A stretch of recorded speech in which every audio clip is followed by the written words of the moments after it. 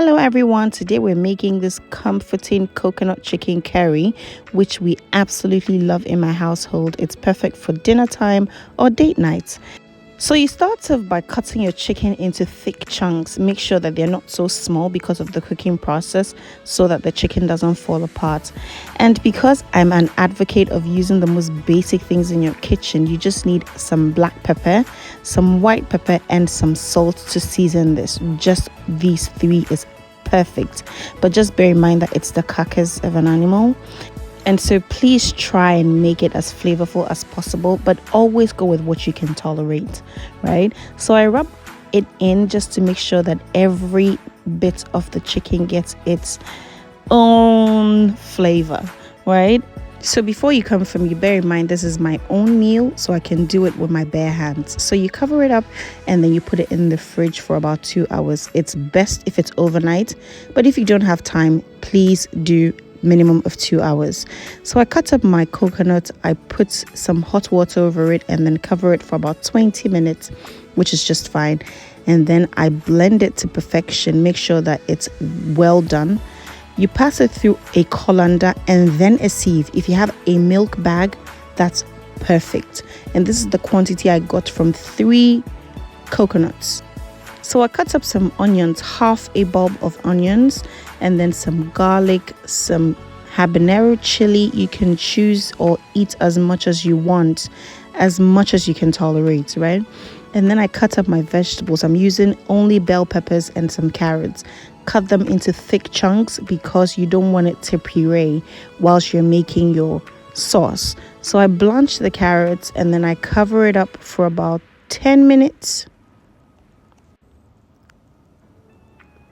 In a pan, I would sear my chicken. Make sure that the oil is hot so that you can sear it properly.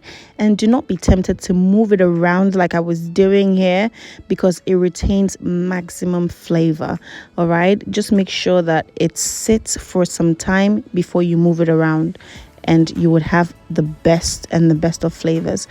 And bear in mind, we're not frying the chicken. We just want to cook it on the outside just to make it firm and retain the flavors in the chicken. At this point, I check in on my carrots and it's well done, and so I put it in an ice bath to cut the cooking process. And at this point too, the chicken is also done. It's not cooked through and through, so that's what you'll do.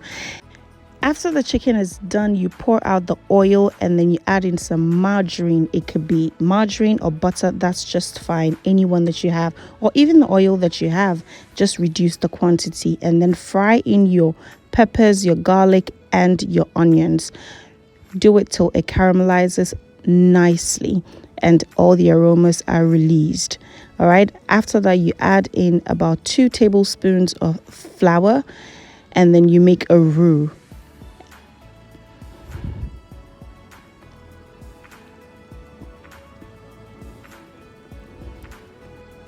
If you have in hand a whisk, use that to prevent the flour from getting lumpy, but usually it doesn't. So if you have a spoon, that works just fine. Pour in all your coconut milk, right? And just scrape the bottom. Make sure that everything adds up nicely and make sure that it boils. Okay, well, to start with, let it simmer just so that all the flavors come together gradually.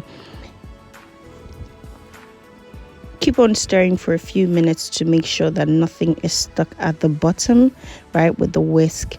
And after a few minutes, just add in your chicken. Once the chicken starts boiling, you just add in your chicken. And mind you, because it's comfort food, like I said earlier, make sure that your chicken is not fried, but just cook it on the outside mildly so that it maintains its softness, right? If you can see some blood in it, and that tells you that it's not properly done, right? So you leave it to simmer and then you add in half a cube of bouillon. You can actually put in the bouillon paste as well. That's equally fine, but you can use whichever one that you like. I like to put in the curry when the milk is in the sauce, because when you fry spices, it makes the aroma potent, and because it's comfort food, again, make sure that you don't fry it so that it's not so harsh for you, right, at night, basically. So you stir, stir, stir, and then you cover it halfway and make sure that it boils well, it cooks down. Reduce all the water and stir periodically and make sure that nothing is stuck at the bottom. After about 20 minutes at this point, I added in some heavy cream. You can add about 2 cups of heavy cream, either that or full cream. I used the Peak Milk full cream, which I'll insert the picture right there. Milk is just as a great thickener as flour, so mixed together with the flour, it just makes everything perfect. And then you can finally season with some salt to your taste, all right? And make sure that it's controlled. So you can add in your blanched carrots bit by bit. Make sure that everything is well done. And then add in your carrots, stir, stir, stir. Make sure that everything marries beautifully. Add in your bell peppers, and then you can serve it with anything that you like. Mashed potatoes, some rice, some potato wedges, whatever. Look at how beautiful it looks. It's golden, it's tasty, it's yummy, it's so comforting. We had ours with some jollof rice for the night, and it was just a lovely night. All right, and so please like, share, subscribe, comment, and let me know what you think. Thank you so much for watching.